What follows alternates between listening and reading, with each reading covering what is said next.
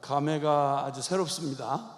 늘 모일 수 있고 모이는데 별 신경 쓰지 않아도 될 때 모인 건 그것도 고마운 일인데 지금이 거의 한 2월 달부터 해서 저도 이렇게 제가 사역을 시작한 걸로 따지면 벌써 한 35년이 넘었는데 거의 이렇게 이런 시간을 처음 경험해 봤어요. 모든 연합 집회고 모든 그 교회 집회가 전부 취소가 됐습니다. 다 취소가 돼서 죄송합니다. 코로나 때문에. 요즘에 아주 그 유행하는 말이 코로나 때문이라고 하면 모든 게 통합니다. 코로나 때문에 일정이 취소됐습니다. 코로나 때문에 사업 문을 닫았습니다. 코로나 때문에 결혼식에 못 갑니다. 코로나 때문에 이러면 심지어는 주일날 못 나갑니다. 이래도 전혀 문제가 안 됩니다. 이렇게 코로나로 온 세계가 코로나라는 말 한마디에 모든 게 다 함께 통하는 아주 기가 막힌 이 팬데믹을 우리가 경험을 하고 있습니다.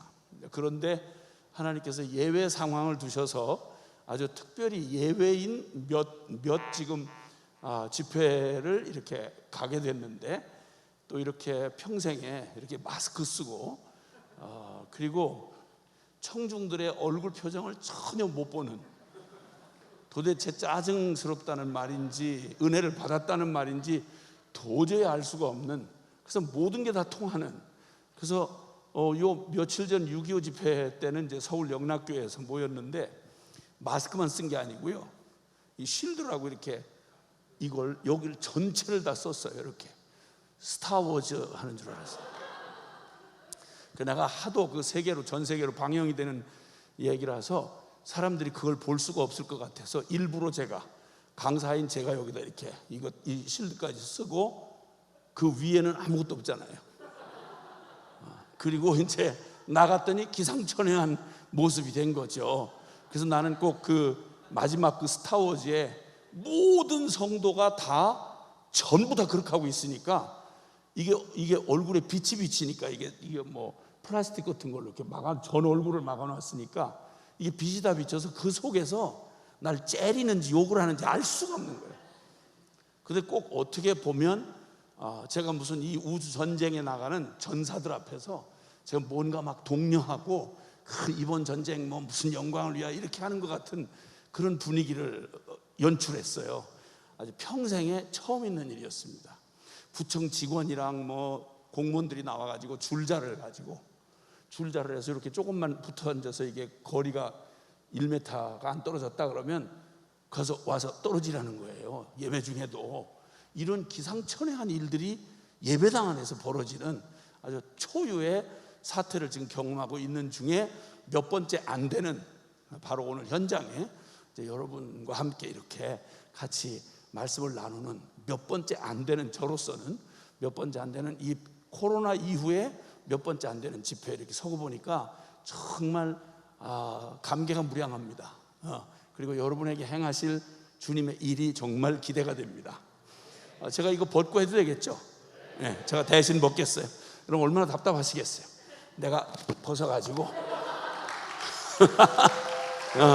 여러분 대신 내가 아주 속이라도 시원하도록 그렇게 보여드리겠습니다. 정말 그 엄마가 사랑하는 아들 하나가 참 어렵게 사는데도 불구하고 그 아들에 대한 엄마의 아주 특별한 그 사랑과 그런 애정, 그리고 그 정말 그 섬김이 참 어려운 중에 상상도 못할 일이 그 아이에게 허락이 돼서 미국에 유학을 갔습니다.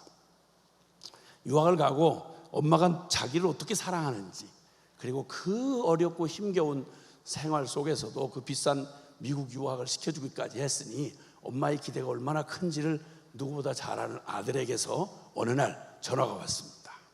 엄마 하고 이렇게 전화를 하는데 굉장히 장난기스러운 아들이 아니고 굉장히 뭔가 심각한 얘기를 하는 거였습니다.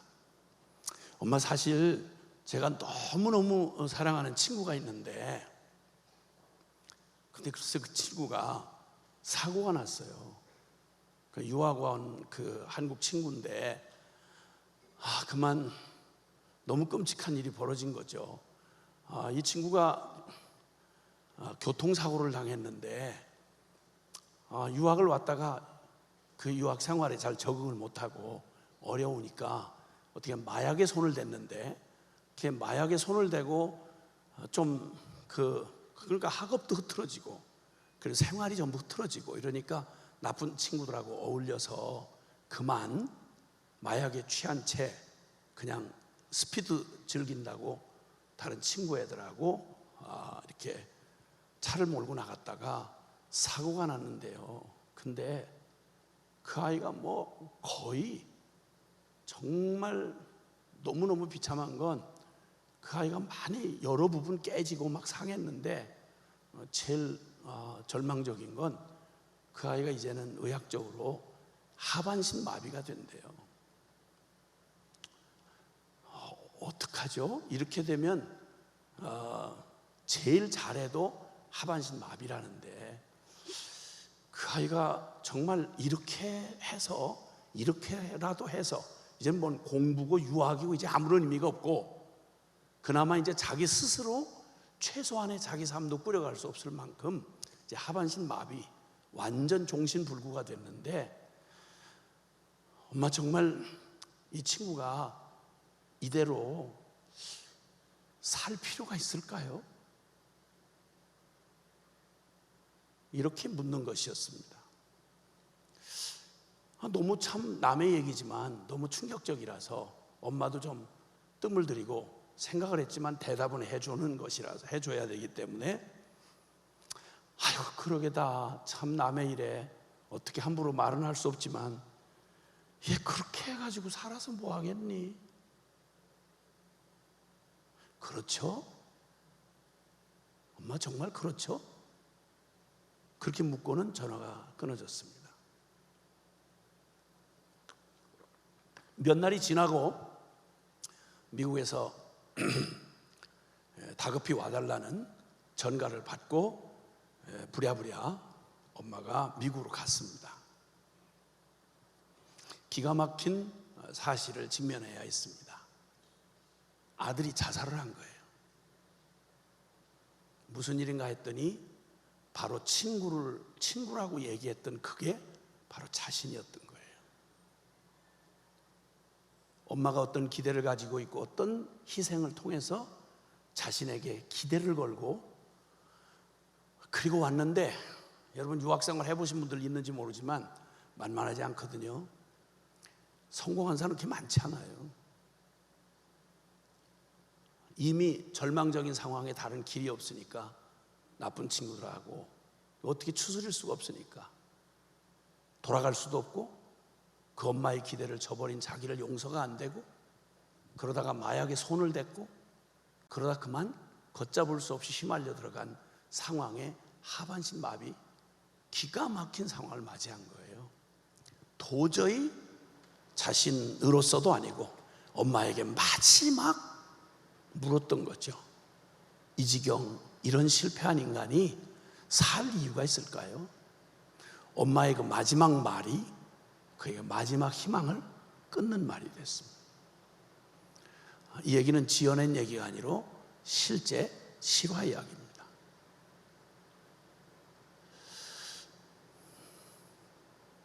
누군들 꿈을 갖지 않은 사람이 있나요? 누군들 그런 불행을 생각하거나 계획한 사람이 있나요? 누군들 내 생애가, 나에게 단 한 번의 생애가 이렇게 비참해지기를 생각하거나 의도한 사람이 있나요?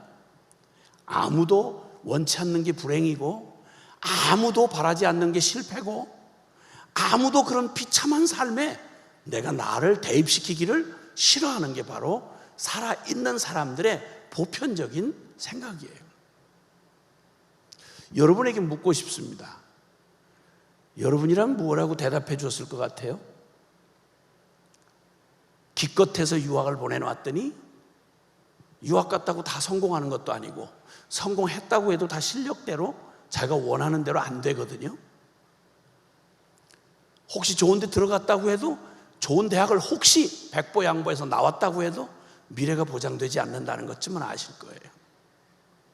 여러분이 여러분의 기대에 못 미치고, 못 미치는 정도가 아니라 나의 모든 계획과 꿈이 산산조각이 나고 그리고 비참한 운명 앞에 섰을 때 묻고 싶을 거 아니에요. 나 이렇게 꼭 살아야 될 이유 있어요? 난 누구죠? 묻지 않을 수가 없는 거예요. 여러분 묻겠습니다. 여러분 누구죠? 여러분이 정말 이 세상에 꼭 필요한 분일까요? 여러분이 그토록 많은 사람들의 경쟁에서 뒤처진 여러분이 꼭 살아야 될 이유가 있나요? 혹시 산다 칩시다. 그리고 무엇을 얻었다 칩시다. 두 개 여러분을 여기서 꼭 살아야 될 존재로 이유가 되나요? 저는 사람만 이렇게 골똘히 다른 어떤 이유도 없이 사람의 영혼만, 사람의 그 존재만을 위해서 복음 전도자로 사역해 온 지 35년이 넘었어요. 많이는 아닌데 전 세계 6개 대륙의 한 70여 개 나라를 돌아다니면서 그리고 사람들하고 골똘히 사람들의 그 존재에 관한 얘기만, 그걸로만 사람들을 만나고 그리고 그걸로 사람들을 상담하고 그걸로 그들에게 복음을 전하고 이런 일을 해온 사람이라 여러분 아무리 함께 살아도요, 사람 그 복음이 아니고는 절대 여러분 같이 사는 가족끼리도 서로 아는 것 같지만 쓸데없는 것만 알지 진짜는 몰라요. 그러니까 여러분 속 얘기는 가족한테 안 하잖아요. 그렇죠? 안 할 거예요. 마스크가 이럴 때 편해요.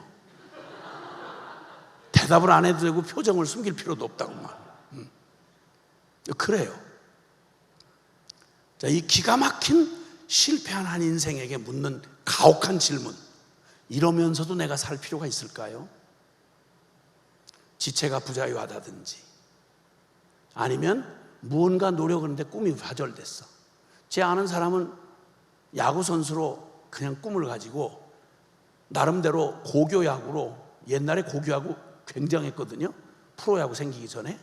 근데 고교야구의 피처였어요. 한 팀에 유명한, 그래도 결승전까지 가는. 근데 그만 하다가 여기 무릎에 이게 나갔어요. 무릎이 나갔어요. 오직 야구 선수로만 고등학교 졸업할 때까지 그것만 준비하고 살았는데 무릎이 나가버리니까 이제는 스포츠맨으로는 끝난 거야. 그 깊은 좌절.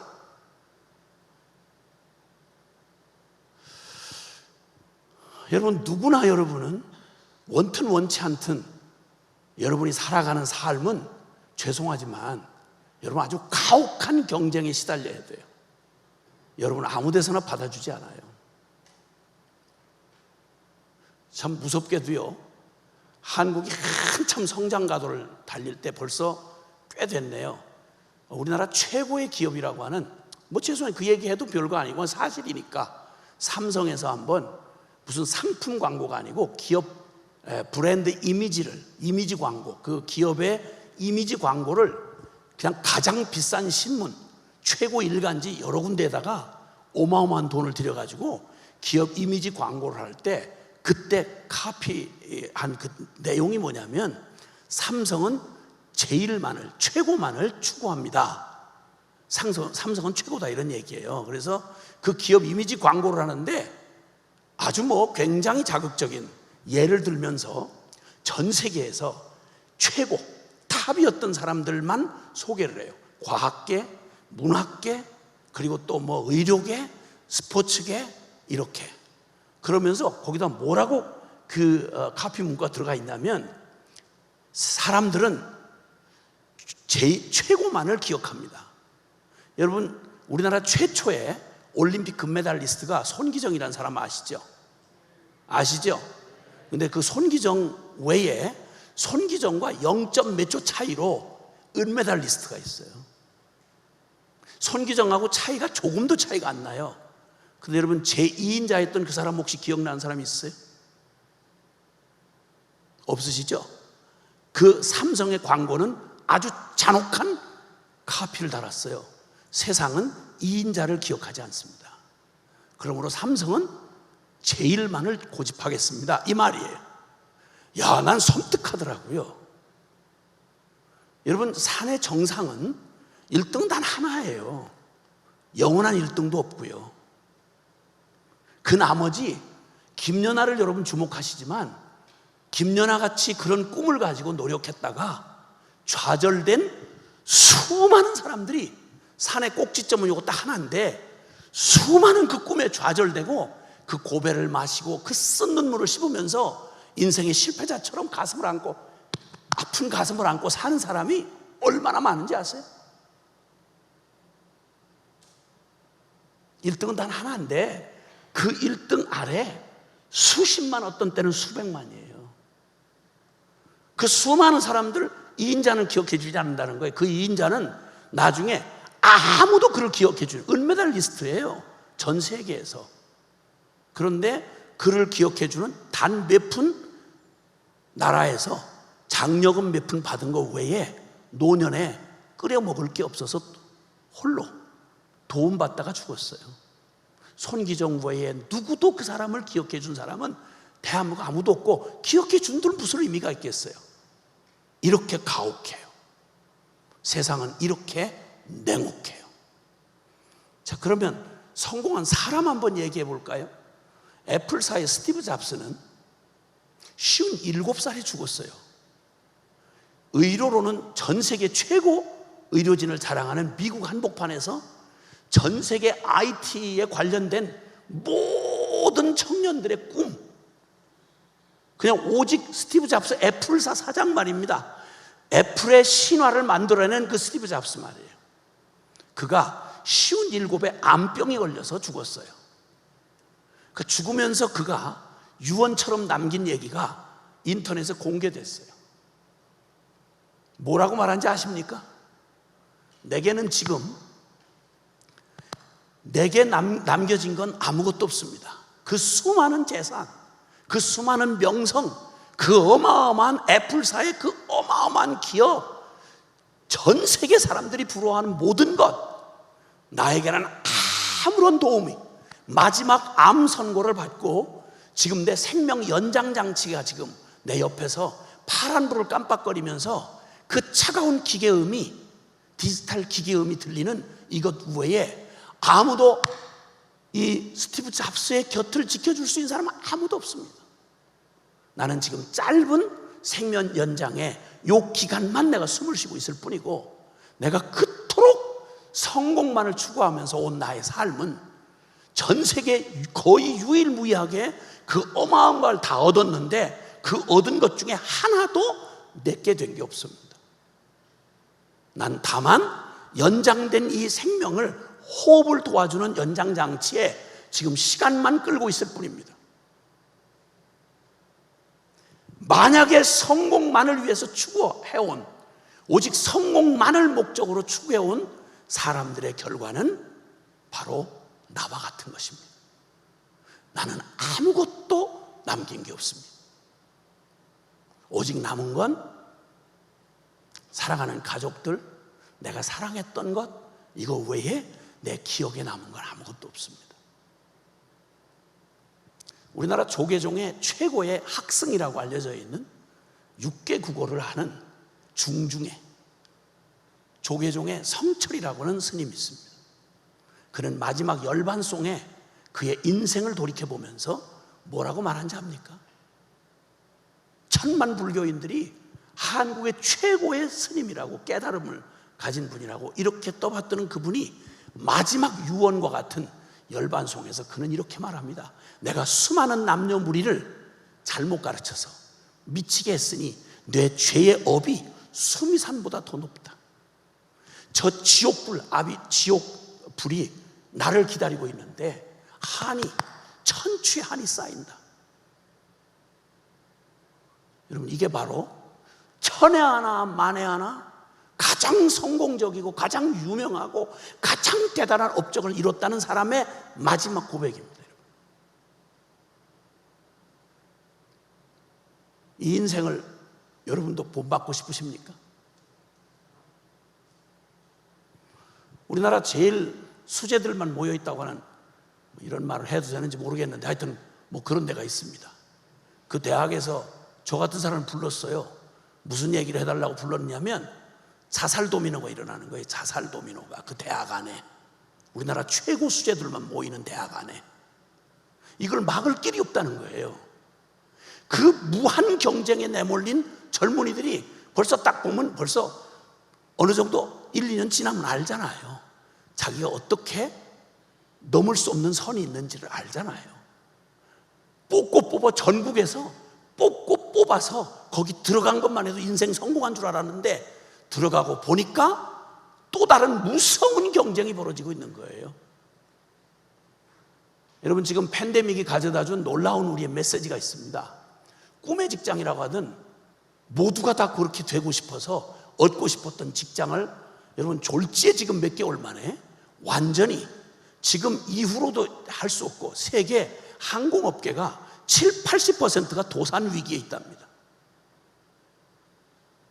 다시 돌아갈 직장의 희망이 별로 안 보이는 거예요. 여러분 지금 다들 대부분 직장인 아니면 대학생인 줄 알고 있는데 여러분 대학 졸업하시면 희망 있으십니까? 혹시 천에 하나 만에 하나 꿈의 직장이 들어가셔도 저렇게 되는 거예요. 아이고, 그럼 재수없는 얘기만 하고 불길한 얘기만 하고, 아 진짜 가지는 심란하고 지금 정말 마음이 그런데 저녁 먹은 것까지 얹히겠는데 정말 뭐 이렇게 짜증을 내셔서 어쩔 수 없는 일입니다. 제가 복음을 가지고 사람들을 만나다 보니까 제가 이런저런 여러 계층의 사람들을 만납니다. 근데 우리나라 사람으로는 그 세계 100대 그 부자에 들어간 사람이 100대에 들어간 포춘지가 뽑은 그 100대 부자에 들어간 사람이 한 분인가 있더라고요. 몇 년 전의 얘기입니다. 그런데 갑자기 지금 상황이 완전히 지금 세계 상황이 확 바뀌는 바람에 그만 졸지에 지금 전세 그 블룸버그 통신으로 전 세계를 커버하는 방송 아닙니까? 거기에 지금 파산 신청에 들어간다 이런 얘기가 뉴스가 떴더라고요. 제가 개인적으로 아는데 모두가 다 꿈같이 부러워했습니다. 어떻게 저런 행운이, 어떻게 저런 기적이. 그런데 그게 졸지에 어느 날 상상도 못한 일에 그대로 닥쳐졌습니다. 자, 여러분, 그 모든 걸 다 잃고 난 뒤에 여러분이 여러분의라고 자긍심을 얻을 수 있는, 어떤 분은 놀라운 남이 부러워하는 학위를 갖고 계시기도 하고 굉장한 스펙을 쌓으신 분도 있겠죠. 누가 부러워하는, 친구들이 부러워하는, 야 어떻게 그런 직장을 가게 됐어? 우와 어떻게 그런 자리에, 어떻게 그런 업적을 이렇게 말할 수 있는 행운아가 혹시 있을지 모르겠어요. 언제까지죠? 언제까지 그걸 보장받으시죠? 이 얘기는 제가 정말 고민하면서 저는 제 생애에 제가 선택한 건 아닌데요, 제가 태어나 보니까 우리 아버지 직업이 고급 술집을 하시는 사장님이셨어요. 기업이 아니고 술 파는, 이게 술을 만들어 파는 이게 아니고 술을 가지고 쉽게 말하면 고급 술집, 그래서 아주 보통 술집이 아니고요, 소주 팔고 뭐 이렇게 팔고 이런 데가 아니고 아주 쉽게 말하면 아주 쫙 빠진, 옛날 말로 하면 기생이라고 그러는데 그런 옛날 말로 하면 요정이라고 하는 요정을 운영하셨던 분이에요. 우리 아버지가 일제 36년 나라를 빼앗겼던 일제 통치하에서부터 사셔서 6.25 동란이라고 하는 민족 상잔의 아주 끔찍한 과정 속에서 안 죽으셨어요. 진짜 명이 길었어요. 하여튼 일정시대 때도 살아남으시고 6.25 때도 살아남았다니까. 그리고 살아남을 정도가 아니고 6.25 난장판이 나는 그 난리 속에서 장사 재주가 있으셔서 술 장사를 해가지고 남은 목숨 붙이기도 어려운데 그때 성공을 해서 돈을 많이 버셨어요. 그리고 이후에도 조금 우리 한국이 막 도약을 하는 그 시기까지 저 중학교 2학년 때까지예요. 그렇게 아버지가 아주 그냥 봐도 요즘 뭐 연예인이라고 해도 손색이 없을 만큼 아주 쫙 빠진, 그때 나는 어렸을 때니까 기생 누나라 그랬어요. 우리 기생 누나들이 여러 명 있었어요. 그런 고급 술집은 아무나 들어오지 않아요. 돈만 있다고 들어올 수 없어요. 거기는 고관 대작들이 오세요. 보통 시장님, 요즘에는 그런 분 없죠. 시장님, 국회의원 나리, 또 뭐 어떤 때는 아주 뭐 장관 나리, 그러니까 나리 개나리들이 많이 들어왔어요. 요즘에는 그런 사람들 없어요. 대한민국이 어딘데 술집 가서 성추행해 가면서 해롱해롱 되는 그런 미친놈들이 어디 있겠어요. 요즘 얼마나 이 적폐천상 잘하고 얼마나 대단한 세상인데 어디 그런 허벌진 것들이 있겠어요. 내가 지금 얘기하는 건 오래전, 나 어렸을 때 이거 얘기하는 거예요. 이거 말 잘못 전하면 난 큰일 나요. 요즘에 잘못하면 적폐청산을 해버리니까 큰일 나요. 옛날 얘기하는 거예요. 옛날 그 돈을 잘 버시고, 그러니까 그 당시에 우리 집안에서 제일 돈 벌어서 그 어려운 때 6.25 동란에 그 가난하고 이럴 때 다 집안 떨거지 다 먹여 살렸던 재주가 정말 뛰어나신 분이었고요. 아주 그러니까 뭐 인간으로 볼 때 그냥 보면 그 시대에 그 부류에서는 아주 잘 사신 분이었어요. 행복할 줄 알았어요. 여자에, 술에, 돈에, 야, 거기다가 권력 있는 사람들하고 인맥에 뭐 부족할 게 없잖아요. 근데 그 아버지가 행복할 줄 알았던 아버지가, 나는 어려서 잘 모르겠는데 어느 날인가부터 갑자기 삶의 회의를 느끼기 시작하더니 뭔가를 막 갖다 버리는 것 같았어요. 급기야는 마지막 비참한 최후를 맞이하시면서 저희 가족들을, 저희 집안의 최초로 서울 벽제 화장터에 돌아가셨는데 완전히 비참하게 돌아가셨어요. 그리고는 벽제 화장터에 한 줌의 뼈가루만 남기고 돌아가시면서 한 푼도 우리 가족한테, 처자식한테 남기지 않으시고, 우리는 아버지의 죽음과 함께 방 한 칸 없이 완전히 내몰려서 주민등록도 필요 없이 살아가는 뒷골목이 있어요. 뒷골목, 대한민국 안에 주민등록이 필요 없어요.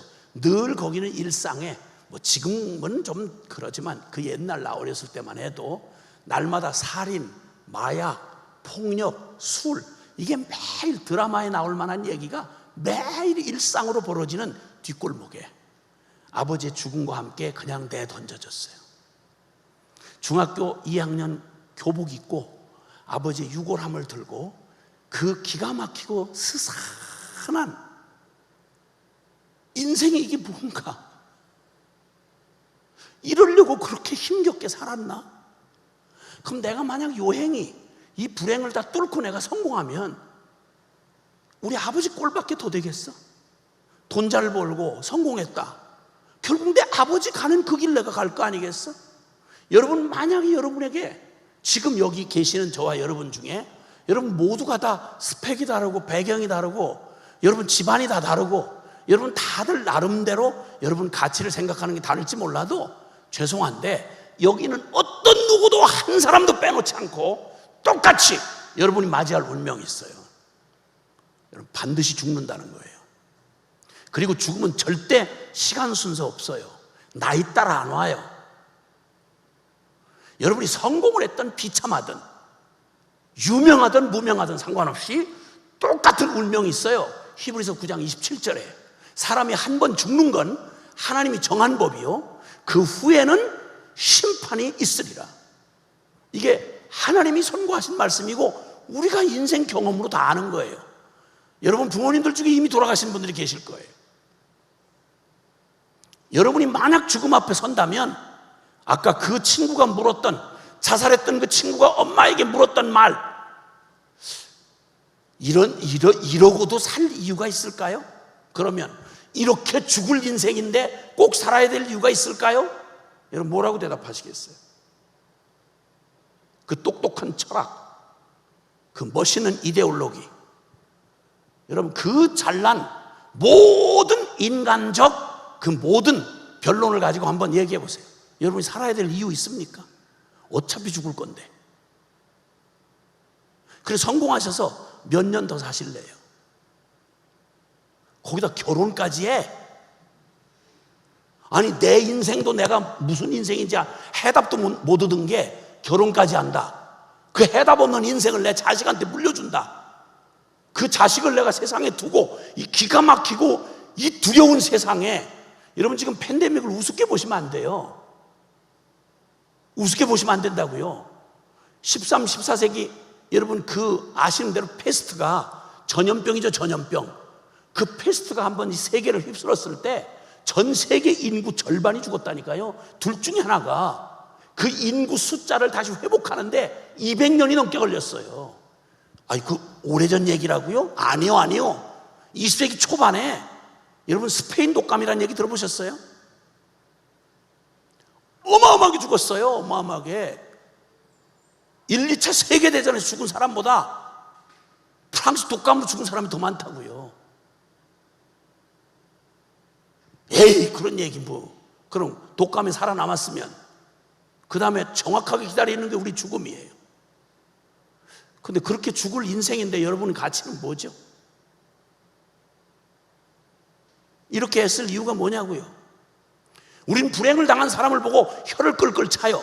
아이고 저 지경이 돼가지고 살아서 뭐하나? 이런 생각이 들어요. 그러면 여러분은 그럼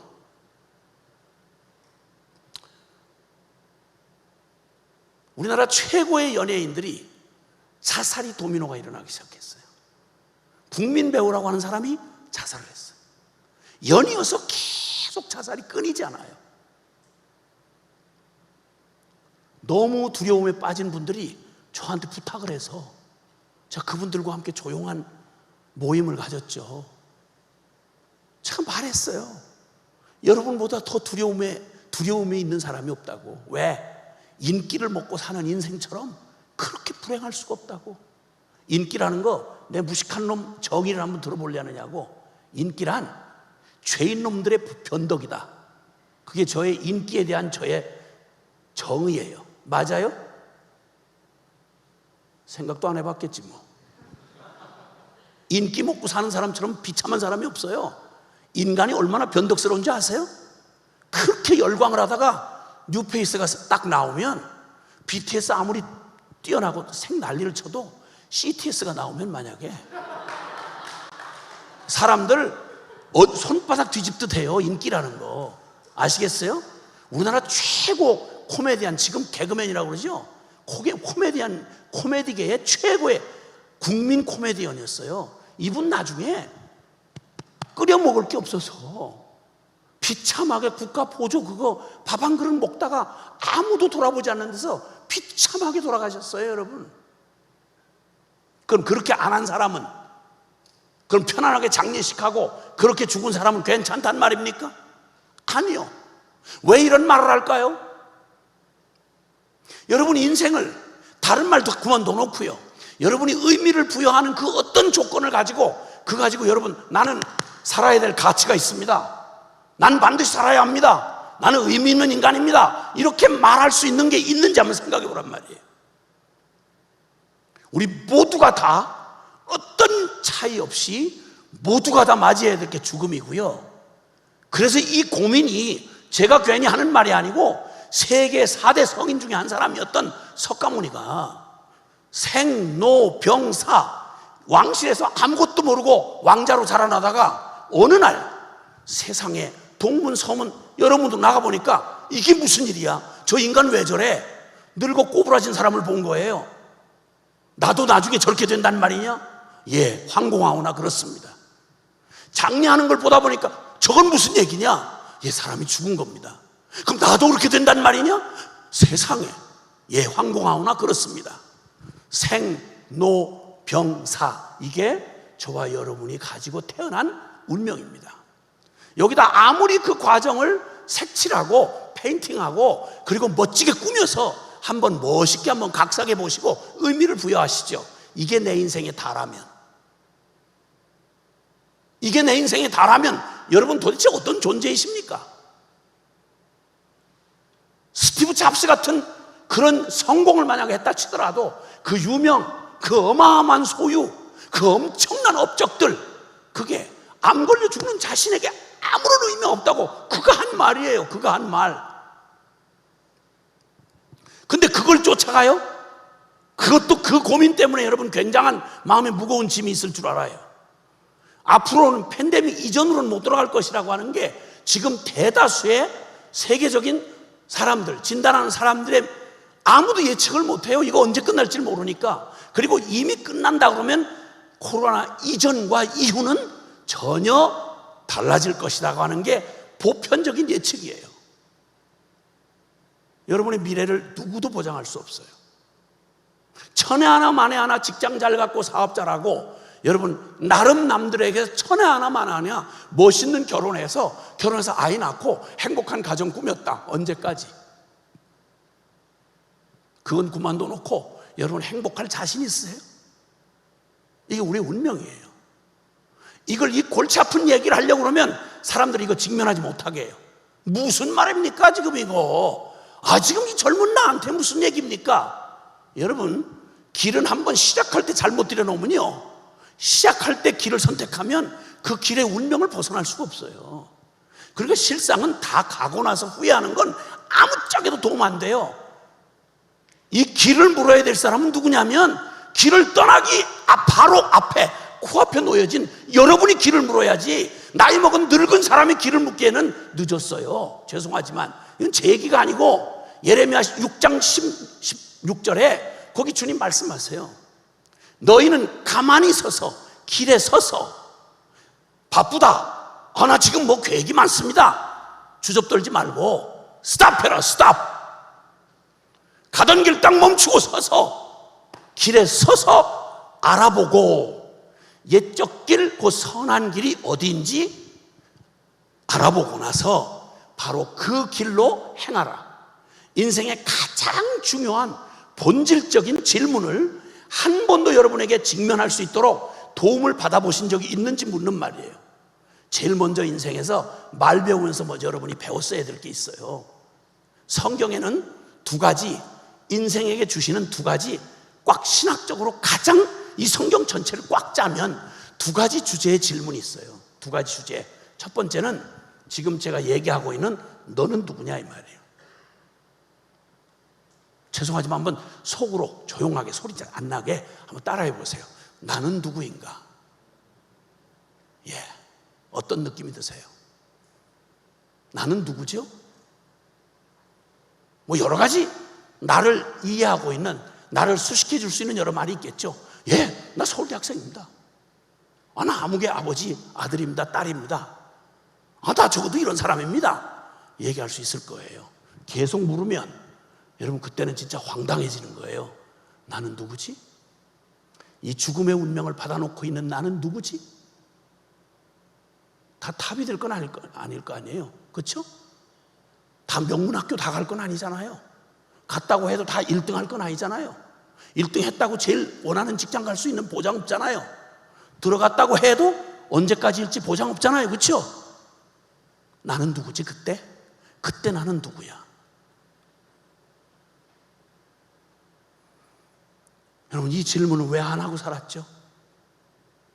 아니 내 모든 인생이 거기에 기초하고 있잖아요. 내가 누군지를 알아야 비전을 세울 거 아니야.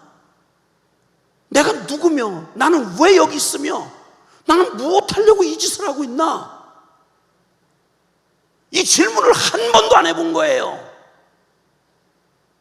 그러면 똑똑한 거예요. 그러면서 이렇게 잘난 거야. 그러면서 이렇게 정의로워. 너는 누군데? 널 잘 몰라요. 인생을 이런 짓을 하고 산단 말이에요. 심지어는 뽑아서 그 어디서도 찾을 수 없는 인생의 해답을 갖고 있는 게 교회인데, 교회 와서 태어나고 보니까 기독교인이야. 목사들 장로 딸이야. 수없는 좋은 얘기를 수없이 들어. 근데 평생 죽을 때까지 장로가 돼가지고도, 심지어는 선교사가 돼가지고도 내가 누군지 한번 정직하게 한번 직면하에 서서 해답을 얻을 때까지 이 질문을 해본 사람이 세상에 난 충격받았어요. 이렇게 많다는 사실에 대해서. 여러분 언제 이 질문을 진지하게 해보셨나요? 이 질문을 진지하게 하면 여러분, 우리의 인생의 변화가 안 일어날 수가 없어요. 생각해 보라고. 내가 누구지? 물으면 당장 다가오는 운명이 나고 늙고 병들고 죽는 이 운명의 사이클 아니야. 이 앞에서, 이 죽음 앞에 놓여져 있는 나는 누군가? 지금 내가 하는 짓은 뭔가? 연봉 많이 받는다는 이 의미가 나한테는 무슨 의미가 있나? 이건 물어야 될 거 아니야. 대학은 왜 가? 그 전공 왜 선택했냐고. 아니, 차라리 짐승 같으면 본능으로 살다 본능으로 가면 그만인데, 사람은 짐승이 아니잖아요. 영혼이 있는 거예요. 그래서 가치를 묻게 돼 있어요. 나는 무슨 의미가 있고 무슨 가치가 있는 존재야. 그냥 밥만 꾸역꾸역 먹다가 70억 인구의 숫자 자리 채워주다가, 그리고 어느 날 그냥 쓰레기 처리되듯이 그냥 그걸 갖고 가는 거야. 그냥 이게 나야? 이게 인생이야? 아니, 여러분, 분하지도 않아? 누구 도와주려고 이러는 거예요? 그 알량한 놈의 정의는 무엇에 기초한 거야? 내가 누군지도 모르는 인간이 대학에서 가르쳐줬어요? 아니면 어디서 가르쳐줬어? 아니, 다른 건 다 그만둬놓고 교회 안에서조차, 아니, 세상에 신앙생활이라고 하면서 어떻게 이 질문 앞에 한 번도 못 써보냐고. 여러분, 성경에 꽉 짜면 두 가지 질문 중에 첫 번째 질문이 이건데, 하나님 앞에 범죄하고 난 다음에 인류에게 첫 번 하신 질문이 있다고요. 아담아, 너 어디 있냐고. 사랑하는 여러분, 이 말은 네가 누구냐 그 말이에요. 나 장로 아들인데요. 나 목사 딸인데요. 아니, 네가 누구냐고. 아담아, 너 누구냐고. 여러분, 이 고민을 해보셨냐는 말이에요. 이 고민하면 그게 농담 따먹기처럼 인생 못 살아요. 여러분, 남 다 간다고 덜렁덜렁 그런지는 못해요. 이 질문만 의미 있게 부딪히면. 대부분 이 질문 언제 하는지 아세요? 마지막 암 선고 받았을 때, 말기 환자 돼가지고 있는 그 속에서 사람들이 절박하게 묻는 게 그거예요. 복음 전하러 가면 나 한 번만 살려주세요. 그거 살려주면 뭐 할 건데? 또 그렇게 살려고? 아니, 나 그렇게 살고 싶지 않아요. 나 죽으라고 성실하게 살아왔는데 이게 뭐예요?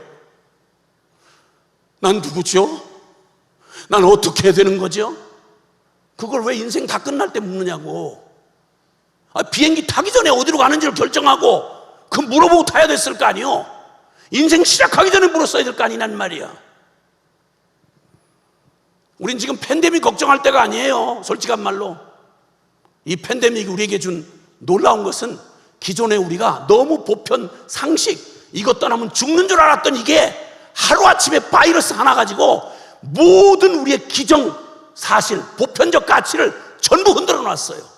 아무것도 지금 우리에게 보장이 되는 게 아무것도 없어요. 아무도 보장 못 해줘요. 여러분, 직장 판도가 이제 확 바뀌어버렸다고요. 아이고, 마스크 회사에 들어갈 걸 그랬나요? 쓸데없는 소리 하지 말고.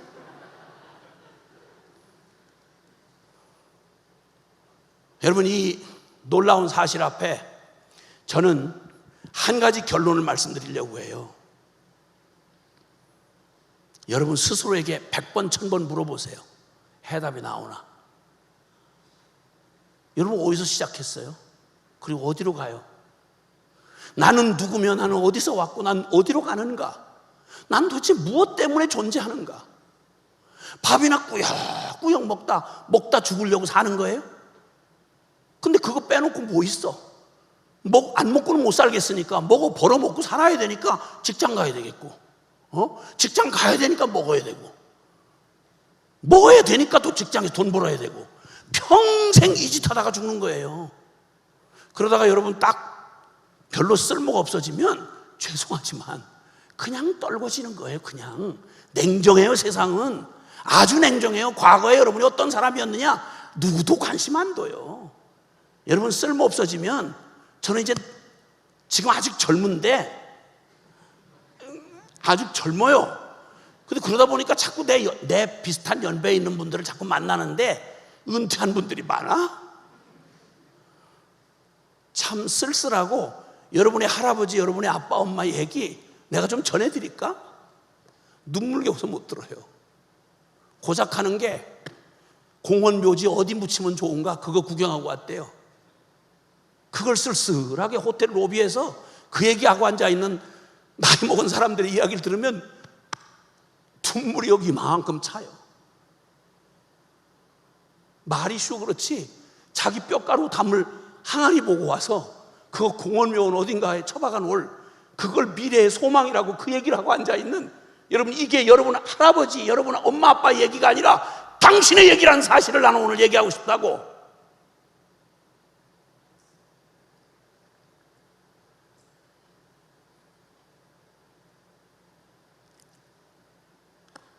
하나님은 그래서요, 주님께서 세상 사람들을 예수님이 이 땅에 오셨을 때 두 종류의 인간을 만나셨는데요, 하나는 그냥 보편적 인간 가치로 볼 때 제일 성공한 상위 인간, 그 다음에 제일 찌끄레기 같은 쓰레기 같은 제일 하위 밑바닥에 있는 인간, 이 인간 둘을 만난 얘기가 요한복음 3장과 4장에 나와 있어요. 자, 요한복음 3장 4장에 무슨 얘기가 있는지는 그냥 몰라도 자책하지는 마세요. 자책할 게 한두 가지야. 밥만 많이 먹고 성경을 안 읽고. 근데 요한복음 3장 4장에는 두 인물이 나와요. 3장에는 최상위 인간 한 사람이 나와요. 예수님을 찾아온 사람 중에 인류 가운데 제일 최상위 인간이야. 왜 최상위라고 하는지 생각해 보세요. 여러분, 전 인류 중에 하나님이 뽑고 뽑아서 선택해서 세운 사람들, 같이 밥 먹고 똥 싸고 같이 살지만 인간 중에 가장 하나님이 선택해서 딱 뽑아 세우는 민족이 이스라엘 민족이에요. 이스라엘 민족. 그 이스라엘 민족 중에 뽑고 뽑아서 꽉 짜가지고 이스라엘 민족 중에서 뽑고 뽑아서 꽉 짠 사람들, 이 사람들이 바리새인들이었어요. 스스로도 그렇고 남들도 인정해요. 구별된 사람들이라고요. 뭐에? 하나님에 관하여 인간 중에 대강 이렇게 똑같이 비슷하게 살다 죽는 인생 중에 하나님 앞에 선택받은 이스라엘 중에 뽑고 뽑힌 사람들이 바로 이스라엘 사람들이었어요. 그 이스라엘 중에 바리새파, 이 사람들은 특별히 정말 말 그대로 성경 문자대로 믿고 그리고 구별된 삶을 살아간 사람들이었어요. 근데 그 바리새인 중에 뽑고 뽑아서 바리새인 중에 지도자로 뽑힌 사람, 그 사람이 니고데모라는 사람이에요. 그 중에 이스라엘을 통치하는 사내들인 공회가 있었는데 그 공회에 여러 파의 지도자들이 거기 뽑히고 뽑힌 70인 공회가 있는데 그 중에 바리새인 지도자로서 뽑힌 사람이 니고데모라는 사람이고, 니고데모라는 말의 의미도 뛰어난 자, 탁월한 자 이런 의미를 갖고 있어요. 그러니까 전 세계 인류 중에 법도 기준도 없이 그냥 되는 대로 그냥 태어난 인생에 그냥 죄질 뻔하게 짓고 먹고 마시고 시집가고 장가가고 사고 팔고 이러다가 그냥 생로병사 이 사이클에 그냥 죽어갈 보편적 이방인 인간 인류 중에 그 중에 진짜 말 그대로 뽑고 뽑힌 게 이스라엘, 뽑고 뽑힌 게 이스라엘 중에 바리새인, 바리새 중에 뽑고 뽑힌 사내들인 대표였단 말이에요. 그리고 그 사람은 이 유일한 성경 진리를 그냥 열심히 공부하는 사람이 아니라 성경 랍비 중에 선생 중에 최고위 선생이었어요. 성경을 해석할 수 있는 권한을 가진. 그러면 최상위 인간이라는 말의 의미를 좀 이해가 되시나요? 이해가 되세요? 예, 인간 중에는 최상위 인간이었어요. 그런데 그 사람을 만나셨는데 주님이 그 사람 만나시고 그 다음 장 4장에 보면 그냥 진짜 말 그대로 인류 보편적 입장에 생각할 때 이 사람은 유대인이 짐승처럼 취급하는 유대인 피를 일부 받았는데 혼혈이야. 그래서 그 사람들을 사마리아인이라 그래. 사마리아의 사람들은 이방 개처럼 여겼어요. 유대인들이. 사마리아 사람 중에 사마리아 수가성이라는 동네 모든 사람이 공인하는, 쉽게 말하면 공인하는 죄인이었어요. 그 수가성 여인, 여자. 사마리아 그 요한복음 4장에는 인간 바닥을 친 인생, 이스라엘 사람이 가장 이방 개처럼 취급하는 사마리아 사람 중에 수가성에서 가장 버림받은 여자, 죄인이라고 공인된 여자였어요. 또 자기도 그렇게 살았고요. 남편 5이 있었단 말은 결혼 5번을 했는데 실패를 했단 말이에요. 고대 시대에. 지금도 아니고 고대 시대에 결혼을 법적으로 율법으로 하면 2번 이상 허락이 안 돼요. 랍비들이 허락 안 해요. 근데 5번을 결혼했는데 실패했다, 그 말은 막 같다 이 말이에요. 막 같다 이 말이야. 그리고 실패하고 사별했는지 이별했는지 결혼 5번 실패하고 그 다음에는 아무도 이 여자를 통제할 수가 없어요. 그래서 누구나 지나가는 남자 탁 잡아가지고, 남의 남자도 상관없어, 탁 잡아가지고 그냥 데리고 사는 거예요. 그러니까 그 좁은 이동이 없었던 그 옛날 사마리아 작은 수가성에서 이 여자 그러면 죄의 대명사였어요. 그럼 인간 바닥이라고 말해도 무슨 말인지 아시겠죠? 자, 그러면 여러분이 만약에 이 두 종류의 인간, 최상위의 인간과 그리고 최하위의 인간, 이 두 사람을 이제 오늘 만나고 내일 또 그 사람 딴 사람을 만나기로 했다고 쳐. 이 사람들이 뭔가 필요가 있어서 나한테 도움을 받으러 온다. 그럼 여러분은 이 두 사람을 어떤 차원에서 상담을 해 주실 수가 있겠어요? 다 차원이 다른 삶을 살잖아요. 그럼 문제가 다 다를 거 아니겠어요? 다 다른 필요와 다른 문제들을 가지고 예수님을 만나게 됐어요. 네, 시간이 없기 때문에 그냥 결론처럼 말씀드려요. 놀랍게도 예수님은 이 두 사람 모두를 말입니다, 사회 지도층 인사인데다가 영적인 사람인데다가 모두를 성경 말씀으로 훈계하고 가르칠 만한 최상위 인간이었습니다. 누구를 상담해 주면 좋지 자기가 상담을 받을 리가 없는 사람인데 바로 육체를 입고 오신 예수님 앞에 상담을 요청하러 온 거예요. 근데 그 사람을 만났을 때 예수님께서 그 사람에게 진단해 준 얘기는, 그 사람은 좀 진지하게 영적인 얘기와 뭐 철학적 얘기, 세상의 모든 얘기를, 수준 높은 얘기를 좀 한번, 그 당시엔 너무 존경을 받던 분이니까 한번 수준 높은 대화를 하고 싶어서 왔겠죠. 주님이 한 방에 그냥 한 방에 뭐 영적인 얘기를 끄집어내려고, 선생님이요, 랍비요, 유대인이 최고의 랍비가 랍비라고 얘기를 부른다는 건 최고 예우를 한 거예요. 그리고는 랍비요, 당신께서 하늘로서 오시지 않았으면, 즉 영적인 차원에서 내가 당신을 이해하고 당신께 조언을 구하러 왔습니다, 이런 식으로 영적인 대화를 하려고 말을 시작했는데, 긴 말 없이 요한복음 3장은 한마디로 주님께서 한 방에 그냥 니고데모를 그냥 완전히 한 방에 너 다시 태어나지 않으면 하늘나라 영적인 얘기 구경도 못하고 들어가지는 못한다, 이렇게 말한 거예요. 오늘날로 말하면 기독교계가 인정하는 최고 신학자, 최고한 성직자, 최고 존경받는 기독교 지도자가 예수님 앞에 만약 이런 대우를 받는다고 생각을 해보세요. 말이 될 얘기인가? 주님의 진단은 딱 하나였어요. 너 영적으로 다시 태어나야 되겠다. 더 쉽게 말하면 넌 살아계신 하나님을 만나야겠다 이 말이에요. 인생의 문제를 딱 하나로 보셨어요. 인생의 문제를 어떤 화려하고 뭐 대단히 수준 높은 얘기를 가져오든 상관없이 주님이 먼저 그 인생에게 해답을 주시는 주님의 관점은 정확해요. 너 살아계신 하나님을 만난 적이 있느냐? 이 말이에요.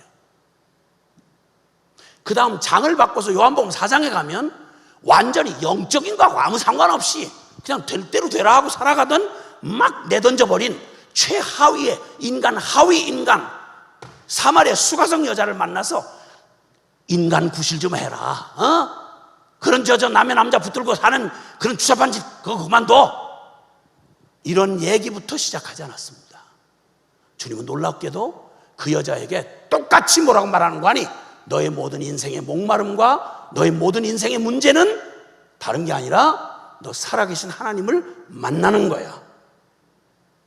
최상위 인간과 제일 바닥을 친 인생의 문제를 주님은 똑같이 뭐로 진단하셨냐면 살아계신 하나님을 만나야 할 필요로 보신 거예요. 자, 오늘 밤 저는 여러분에게 여러분이 어떤 처지와 배경을 가지고 계신지 모르겠습니다. 묻겠습니다. 사역자들도 계시고 이제 처음 친구 따라서 와서 예수 믿는 게 뭔지도 모르는 아주 낯선 교회에 처음으로 오신 분도 있을 테고, 그냥 모태신앙으로 태어나서 그저 직분자 부모님 밑에서 그냥 대강 죽지 못해 예배당을 끌려오고 지금까지 온 사람도 있을 테고, 누군가는 중간에 의뢰를 받기도 하고 체험을 하고 온 사람도 있을 거예요. 내가 공통으로 묻겠습니다. 여러분에게 여러분이 얼마나 복음적인 지식을 알고 어떤 체험을 했느냐 이걸 묻는 게 아니라 하나님이 알고 여러분 자신이 알잖아요. 아니, 정직하게 한번 대면해 보세요. 여러분 살아계신 하나님을 만난 적이 있으십니까? 여러분이 장로님이냐 집사님이냐 아니면 혹은 사역자냐 이렇게 묻는 게 아니고요. 어떤 신학적 견해를 가지고 있느냐 묻는 말 아니에요. 다 귀한 거예요. 좋은 거예요. 그러나 한 가지, 절대 스스로 속일 일이 따로 있지. 살아계신 하나님이 분명 계시고 그분이 무슨 죽은 신학적 개념이나 철학적 관념이 아닌 다음에는 우리가 살아 숨쉬는 것보다 더 분명하게 사시고 참되신 하나님은 살아 계십니다. 그 하나님을 여러분이 정말 나의 주 나의 하나님 이렇게 만난 적이 있느냐 말이에요. 그걸 묻는 거예요. 왜 이 질문을 하는지 아십니까? 35년이 넘도록 교파라고 생긴 데는 어지간히 쫓아다녀봤고 예수 나름대로 믿는다는 사람 여러 사람 만나봤고요. 그 중에 믿다가 열심히 지나쳐서 선교사 되겠다는 사람하고만 제가 지금까지 공동생활을 30년 넘게 하고 있거든요. 공동생활을 24시간 같이 살아요. 종신 선교사를 헌신한 사람들하고. 사람 절대 위장하는 거 불가능해요. 서로 이렇게 잠깐 이렇게 프로그램 때문에 만났다가 헤어지면 그 사람 몰라요. 뭐 기가 막힌 스펙 가지고 기가 막힌 재능으로 얼마든지 우리 위장할 수 있어요. 서로 떨어져 있을 때는. 한번 같이 살면 절대 그 뛰어난 영성, 여러분 그 인간 정말 바닥치는 인간들 많이 봤어요. 숨길 수가 없어요. 그리고 우리 신앙이 예배당 안에서 우리 서로 그냥 같이 박자 맞추고 같이 규격에 짜여진 크리스찬 어떤 기준 모습 이거 폼 잡으면 우리가 크리스찬입니까? 아니요. 우리가 이후에 말해야 할 모든 기독교에 관련된 얘기 중에 별의별 정말 정신 사나운 사람들이 오늘날 한국만 좁혀봐도 기독교계 안에 별의별 인간들 많더라고요. 죄송한데 신학교 교수님들부터 해서 현직 성직자이신 분들을 대단히 영적인 일을 막 굉장한 은사를 가지고 다니는 분들 기가 막힌 분들 많이 봤습니다. 아니 스스로 속일 일이 따로 있지. 한 번도 만나본 적이 없는 하나님을 그걸 신학적으로 논단을 해? 하나님을 피조물인 놈이 어디 가서 잠깐 몇 년 배워서 학위 좀 받아왔다고 그거 가지고 살아계신 하나님을 피조물이 하나님을 지가 논증을 해. 이런 코미디가 어디 있겠어요? 하나님을 만난 적도 없는 사람들이 모여 앉아서 그 하나님을 믿지도 않으면서 기도하는 흉내를 내고 프로그램을 짜고 이런 코미디가 어디 있겠냐고. 다시 묻는 거예요. 여러분 성경에 여러분이 떠올리는 사람들 한번 성경의 위인들 보시라고요. 살아계신 하나님을 만나고 그리고 아무 일도 없었다. 이게 가능한지. 아니 살아계신 하나님을 만났는데 그리고 아무 일도 없었다. 변하질 않아. 그 썩어 빠진 세속적 가치가 바뀌질 않아. 죽어 썩어 없어지면 그만인 세상의 그 모든 것들을 교회 안에 있는 예수쟁이들이 더 세상에 대해서 더 헐떡거리고 예수님을 찾아와서 영생을 물었던 부자 관원에게 주님이 말씀합니다. 어떻게 영생을 얻겠냐고. 나 하는 데까지 해봤는데 잘 모르겠다고. 근데 주님은 아주 간단하게 말씀하셨어요. 너 돈이냐 영생이냐. 양자택일의 기로에다 딱 갖다 놓으면 인생을 아주 기가 막히게 자기 스스로 못 속여요. 그가 붙들고 있었던 건 돈이었지 영생이 아니었습니다. 그는 근심하며 예수님 앞에서 그 진지하고 그 대단히 성실했던 부자 관원이 누가복음 18장에 어렸을 때부터 율법을 어긴 적이 없다고 하던 그가 예수님이 영생은 뭐 어렵지 않다. 네 마음에 달려있는데 너는 두 가지를 다 붙잡으려고 하는 게 너 스스로를 속는 거야. 영생을 얻고 싶으냐? 네 모든 재산 다 팔아서 가난한 자들에게 나눠주고 넌 날 따르라. 그랬더니 고민을 죽도록 하다가 고민하는 것까지는 괜찮아요. 고민하다가 영생을 포기하고 돈 쪽으로 고개를 꼬고 돌아가니라. 여러분 정말 주님을 언제 만나셨습니까? 결론처럼 말씀드리는데요, 인생의 최상위 인간, 최하위 인간에게 예수 그리스도께서, 그분께서 우리에게 그 둘의 필요를 정확하게 보신 필요가 뭐냐면, 너에게는 다른 성공, 다른 문제 해결 이게 필요한 게 아니라 너에게 가장 근본적이고 본질적이고 결론적인 필요가 있어. 그건 넌 살아계신 하나님을 만나야 돼. 누가? 바닥 인생만 아니라 그 일 가지고 살아가던 영적 지도자였던 바리새인 니고데모에게 하신 말씀이었어요. 내가 진실로 내게 이르노니 내가 성령으로 거듭나지 않고는 하나님 나라 들어가는 건 그만 놓고 구경도 못하느니라. 아무리 책을 많이 지어내고 기독교계 유명해져도 미안하고 죄송한데 하나님을 만난 적도 없이 모든 흉내를 다 내고 완벽하게 크리스찬을 다 속여도 죄송하지만 지가 못 만난 하나님 지 영원히 알고 하나님 알 거 아니요. 마태복음 7장 21절에 참 부담스러운 말씀인데 주님이 산상수훈의 마지막 결론처럼 하시는 말씀이 마태복음 5장 6장 7장에 이르는 산상수훈, 그 주옥 같은 보배로운 교훈이라 그래서 산상보훈 산상수훈 그래. 그 결론을 말씀할 때 이렇게 말씀하세요. 마태복음 7장 21절에 나더러 주여 주여 하는 자가 다 천국에 들어갈 것이 아니고 하늘 아버지의 뜻대로 행하는 자라야 천국에 들어갈 것이다. 그랬더니 22절, 그때 많은 스스로 확신하고 있는 하나님의 백성, 요즘으로 말하면 크리스찬들이 나와서 주여 주여, 우리가 주의 이름으로 귀신을 쫓아냈고 주의 이름으로 많은 권능을 행했고 주의 이름으로 선지자 노릇까지 하지 않았습니까? 라고 하리니, 왜냐면 다 사실이니까. 23절 주께서 말씀하시기를 이 불법을 행한 자야, 난 너를 도무지 알지 못하니 내게서 떠나가라. 사랑하는 여러분, 이거 마지막 날에 일어날 일이에요. 자기도 속고 남도 속인 거예요. 누가? 주여 주여 선지자 노릇까지 했다 그러면 거기에 성직자 그룹이에요. 주님의 이름으로 귀신을 많이 쫓아냈다, 이거 대단히 능력 있는 종이에요. 주님의 이름으로 많은 권능이 나왔다, 수많은 증거를 가지고 있는 사람이에요. 그런데 주님께서 난 너하고 나하고 무슨 상관이 있느냐, 네가 내 이름을 이용을 했어도 네가 언제 내가 너의 주인이 된 적이 있느냐.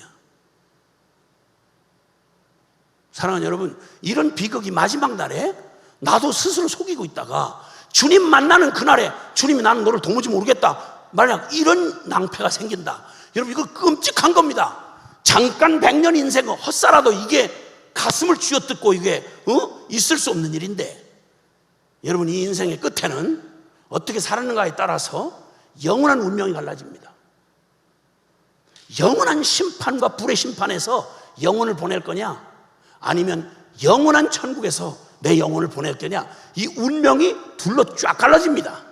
나 그런 거 안 믿습니다. 언제 여러분 믿어서 세상 생겼어요? 죄송한데 여러분 태어나기 전부터 세상이 있었어요. 여러분 떠나가도 안 믿어요, 나 싫어요, 그런 거 몰라요, 아무 상관없어요. 여러분 모르고 안 믿고 아무런 상관없이 이후에도 지구는 존재할 거고 지옥은 정확하게 여러분 기다릴 거다 이 말이에요.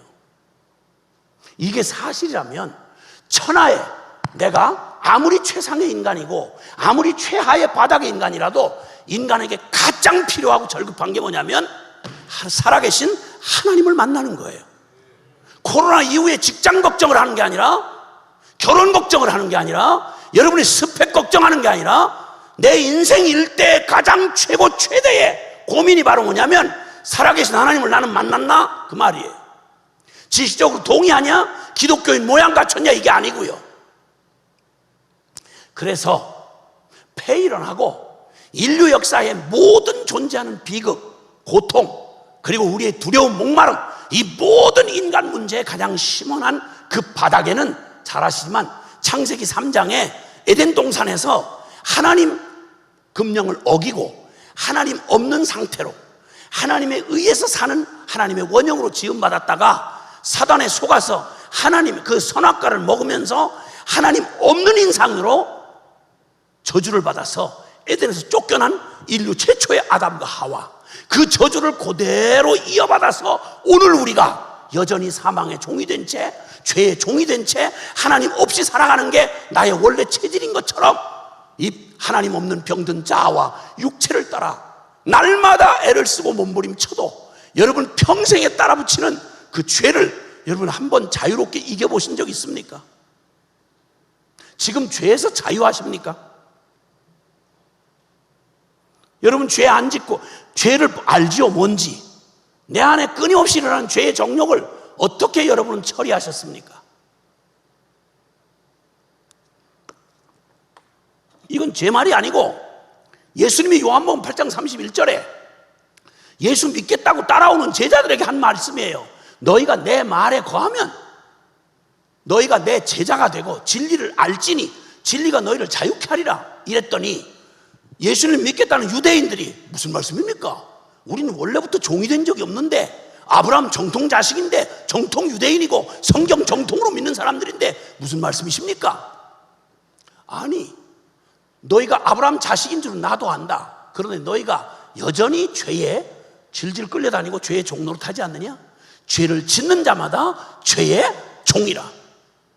그러니까 진정 우리가 자유해야 하는, 우리가 우리의 자유, 가난에서 자유, 질병에서 자유, 수많은 자유를 구하지만 여러분, 이 모든 게 주어져도요, 우리를 본성적으로 죄 가운데 태어난 우리가 죄에서 자유할 수 없는 한 절대 하나님을 도움을 받을 수도 없고 하나님과 절대 관계 회복 불가능해요.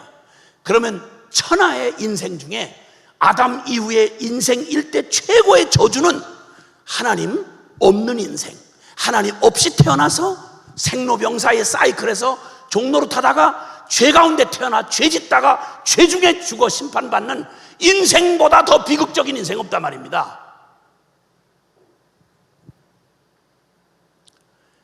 인간 최대의 저주는 하나님 없이 내던져진 인생이에요. 하나님 만난 적도 없고 하나님 없이 애쓰다가 결국 죄에 질질 끌려다니다가 죽고 심판받는 인생, 이거보다 더 불행한 게 없고, 바꿔 뒤집어 말한다면 인생 최고 최대 축복이 있다면, 기적이 있다면 그것은 바로 천국과 지옥보다 먼 것처럼 거룩한 하나님과 죄인인 내가 도저히 만날 수가 없는데, 그런데 이 죄인이 복음 안에서 살아계신 하나님을 만나는 사건이야말로 일생일대에 저와 여러분이 누릴 수 있는 복 중에 최고 최대의 복인 것입니다. 아멘. 이 복이 여러분에게 임하시기를 바랍니다. 이 복이 여러분의 복이 되시기를 바랍니다. 이 얘기는 단순히 종교 하나 갖는다, 교회에서 은혜 좀 받는다, 이런 말이 아니고요, 여러분이 고민하는 여러분의 인생의 모든 문제에 가장 완벽한 해답입니다. 모든 문제를 그때그때 해결하려고 하지만 이 원인이 해결되지 않는 한 불가능해요. 그래서 주님이 우리에게 최상위 인간과 최하위 인간에게 주님이 문제를 진단한 게 바로 뭐냐면, 너 하나님 만나야 되겠다. 그리고 해답으로 주신 게 뭐냐면 하나님 만날 수 있는 길을 해답으로 주셨어요. 요약하자면 여러분이 고민해야 하고 직면해야 할 가장 중요한 중대한 질문, 나는 누구인가? 라고 하는 질문에 여러분 결론처럼 말하면, 하나님 못 만난 인생, 아무리 꾸미고 붙이고 별 계획과 비전을 갖고 여러분 아무리 위로해봤자 죄송한 여러분 속이는 거예요. 하나님 못 만난 인생보다도 비극적인 인생 없어요. 모든 문제가 어디서 시작되는 거 아니? 내게 하나님이 없는 거예요, 내 인생에. 그러면 바꾸어서 말해서 내 모든 상황, 앞으로도 수많은 상황을 겪어나가실 거예요. 그런데 여러분에게 가장 최고의 복음이 뭐냐? 살아계신 하나님을 만나서 그와 함께 동행하는 거예요. 할렐루야. 하나님이 책임져 주시는 삶, 하나님이 우리와 임마누엘 동행하시는 거예요. 이 복을 정말 받기를 원하시는 분만 아멘 합시다. 아멘. 예수 그리스도는 바로 이 일을 가능케 하려고 이 땅에 오셔서 하나님이 세상을 이처럼 사랑하사 독생자를 주셨으니 이는 저를 믿는 자마다 멸망치 않고 영생을 얻게 하려 하심이니라. 앞서 예화로 말씀드렸던 엄마, 이 지경 되고도 살 이유가 있을까요? 살 가치가 있을까요? 물었을 때 놀라웠게도 그 똑같은 질문 같은 질문에 주님이 뭐라고 대답한지 아십니까? 에스겔서 16장에 보면, 에스겔서 16장에 보면 거기에 주님이 바로 그 타락한 이스라엘, 깨지고 하반신 마비 정도가 아니라 하나님의 그 모든 부르심과 그 축복을 다 걷어차고 역사 내내 실패를 거듭했던 다 망한 이스라엘, 예루살렘 초토화되고 하나님의 심판을 받고 이제는 희망이 하나도 남지 않는 완벽하게 실패한 이스라엘을 향해서 주님이 뭐라고 말씀하는 줄 압니까? 에스겔서 16장 6절에 보면 내가 내 곁으로 지나갈 때에 네가 피투성이가 되어 발짓하는 것을 보고 내게 이르기를, 이 말은 태어나기를 불행하게 태어나서 사생아가 된 거예요. 사생아. 그 엄마 되는 그 여인이 무슨 일을 당했는지 모르겠는데, 말하자면 강제 추행을 당했는지 어떤지 모르겠는데 사생아를 임신한 거야. 그러니까 이걸 그 고대 시대에 이건 뭐 돌 맞아 죽을 일이니까, 그래서 급히 애를 어떻게 낳는데 주체할 길이 없으니까 탯줄을 자르지 못한 채로 피도 씻기지 못한 태아를 쓰레기통에다 버리고 도망간 거예요. 이스라엘의 그 비참한 모습을 이렇게 주님이 비유로 말씀하시면서, 내가 그때 내 곁을 지날 때 내가 거기서 숨이 떨어지지 않은 탯줄도 끊지 못한 피투성이가 된 태아가 거기서 발짓하고 있는 걸 내가 보았노라.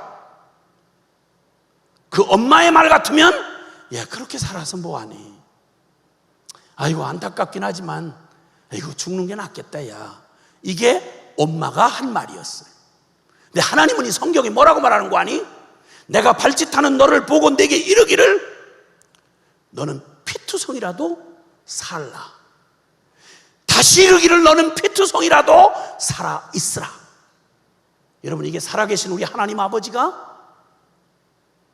사생아로 태어나 쓰레기통에 죄 가운데 버려진, 죄 가운데 태어나서 죄 가운데 버려진 영원히 심판받을 죄인인 소망 없는 인류에게 하나님이 세상을 아이처럼 사랑하사 독생자를 주셨으니 이는 저를 믿는 자마다 멸망하지 않는 정도가 아니고요, 숨만 붙여서 살려서 탯줄 끊어지고 그냥 피 닦아주고 네가 어떡하든 전맥해 주어서 야 어떡하든 네가 어차피 그 주제로 태어났으니까 목숨이나 연명하다가 그냥 그렇게 죽어라, 이렇게 한 것만도 자비일 텐데, 이렇게 한 것만도 고아원 사역이고 이렇게 한 것만도 구제 사역이잖아요. 근데 주님이 뭐라고 말하는 거 아니? 너 멸망치 말고 피투성이라도 너는 피투성일 수가 없어. 그리고는 주님이 그를 살릴 수 있는 길을 위해서 당신의 아들의 생명을 그에게 대신 내주시려고 십자가에서 우리의 저주받은 이 생명의 핏값을 다 치러주시고 멸망치 않을 뿐만 아니라 영생을 얻게 하려 하심이라. 여러분, 이게 기독교가 말하는, 이게 바로 기독교가 말하는 복음입니다. 여러분, 복음입니다. 너는 피투성이라도 살아있으라. 그리고 주님께서 당신이 그를 데려다가 가장 아름다운 자로 키우고 가장 존귀한 자로 키운 다음 어렸을 때 그에게 한 언약을 기억하시고 또다시 반역하고 음란하고 또 엉뚱한 짓 할 때에도 하나님 스스로에게 하는 언약을 기억하사 십자가의 그 은총을 기억하사 그를 끝내는 하나님의 영원한 하나님의 형상인 그리스도의 신부로 만드시고 영원한 하늘의 영생을 주시겠다고 말씀하신 거예요. 아멘. 아멘. 여러분이 이 얘기를 대부분 모태신앙 출신이라면 여러분 어렸을 때부터 지겹게 들어왔던 게 요한복음 3장 16절일 거예요. 난 망한 술집 아들로 태어나서 예수 옛자도 교회 교자도 모르고 예배당 건물이 교회 건물인 줄을 모르고 자랐어요. 술집은 알아도 예배당 건물이 예배당인 줄을 몰랐다고요. 아버지가 죽고 주민등록소에 사는 뒷골목에서 그 비참한 죽어지도 않는 목숨 가지고 내 인생의 가장 중요한 질문 하나도 가르쳐주지 않고 간 아버지의 비참한 인생, 목숨이 끊어지질 않는 거예요. 매일 마약에 술에 살인에 폭력에 이게 뒤범벅되는 뒷골목에서 준비도 안 된 내가 과부 어머니랑 한 끼 밥을, 목숨이 끊어지지 않으니까 한 끼 밥을 때우려고 비참하게 생존했어요. 너무 비극적인 나를 이걸 어떡하나 싶어서 이 인생, 불행한 인생을 끝장내려고 자학증에 시달리던 불쌍한 죄인 놈이었어요. 아무도 내게 용기를 주거나 너 그래도 살아야 돼, 용기를 가져봐, 너 괜찮은 놈이야, 넌 살아야 돼, 꼭 살 가치가 있는 놈이야, 이런 말을 연수부도 들어본 적이 없어요. 매일 욕지거리, 악다구니 그 속에 살던 제가 질판한 유욕을 즐기면서 그 더럽고 음탕한 술집 아들로 그거 벌어서 갖다주는, 아버지가 갖다주는 그거 기름지게 먹고 그게 인생인 줄 알고 살다가 아버지의 비참한 죽음과 함께 갑자기 내몰린 내 인생에 해답이 없었어요. 왜 살아야 하는지, 내가 누군지 알 수가 없고, 그런 질문하는 방법도 몰랐어요. 그러다가 자살도 성공을 못하니까 비참한 자학증에 시달리던 어느 날 어떤 사건에 연루가 돼서 생전 처음으로 진짜 비자발적으로 예배당에 이렇게 억지로 끌려가 앉아 있었어요. 이상한 집단들이 하는 얘기, 말도 안 되는 허황한 얘기를 그 문제 해결될 때까지 꼼짝없이 자진 출석을 해야만 했어요. 몇 번을 드나들다가 이 얘기를, 이 사람들이 늘 하는 스토리가 완전히 스토리가 딱 하나더라고. 교회에서 하는 얘기는 대부분 다 장르만 바뀌어. 설교, 찬송, 고백, 기도 이런 걸로 장르만 바뀌지 내용은 똑같은 거야. 전능한 하나님이 살아계시는데 그분이 사람들을 사랑하셔서 이 죄인들을 구원하게 하시려고 당신의 아들이 십자가에 대신 죽었는데 그 믿기만 하면 지옥 안 가고 천당 간다, 이 얘기를 노래로 지어 불러서 찬송이라고 부르고 기도로 한다고 하면서 매닝벌이 돌보다 더 많은 내 죄를 용서해 주시고 예수님 어쩌고 부르고, 강단에서 목사님이라는 분이 매냥 말은 받고 사는데 매냥 그 얘기를 하는 거야. 이걸 몇 주 여러 주 듣다가 이 얘기가 요한복음 3장 16절 얘기라는 걸 알게 된 거예요. 이 스토리가 이 사람들 매냥 이 얘기하는구나. 진짜 스토리 빈약하다. 이것만 날마다 울고 먹고 삶아먹고 이러는구나. 그리고 뒤에서 제가 비아냥거리면서 뒤에 속으로 비아냥거리고 이러고 있는데, 내가 천지를 창조한, 사도신경하면 전능하사 천지를 만드신 하나님 아버지를 믿는다고 그러잖아요. 이 말이 처음에는 생경스럽더니 이 사람들 미쳐도 단단히 미쳤네. 아니, 신 중에 천지를 지은 그 어마어마한 신을 아버지라 그래?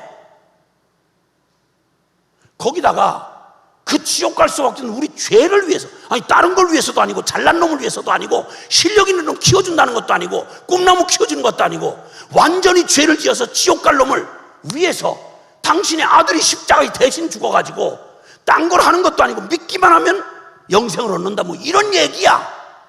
이 얘기가 다 뭔지를 잘 모르겠는데 진짜 비참하고 가련한 모습으로 뒷줄에 앉아있던 내가 생전 처음 들어보던 전능한 조물주라고 하는 최고 큰 신이, 그때 당시 50억 인구 중에 제일 쓰레기 같은 망한 술집 아들 놈, 자살도 성공을 못한 놈, 나 같은 놈을 사랑하다 미쳐서 뭔진 잘 모르겠는데 날 살리려고 당신의 아들을 대신 죽였다, 이런 스토리야. 이 얘기가, 스토리가 이해가 되던 어느 순간 그 어마어마한 신이 나를, 아니 어떤 인간이 쓸모없는 그런 인간을 애껴서 자기를 내주고, 이런 말이 연습이라도 어디 있어요? 픽션 소설에도 못 들어본 거 아니야. 이 말이 내게 이해가 되면서 하나님이 나한테 이렇게 말하는 것처럼 들리더라고요. 내가 널 사랑한다. 난 태어나서 연습으로도 우리 부모에게도 누군가 나 아닌 다른 인격이 나를 사랑한다는, 내가 사랑받는 존재라는 이런 연습으로도 문장으로 들어본 적이 없어요. 날마다 욕지거리, 악다구니. 우리 부모님도 심지어는. 두 번째 의미가 나한테 깨달아지는데, 그분이 뭐라고 하는 것 같으냐면 나한테, 넌 재수없이 태어난 망한 술집 아들 놈이 아니고 넌 내가 너를 대신해서 너 대신 죽을 만큼 너 소중한 놈이라고.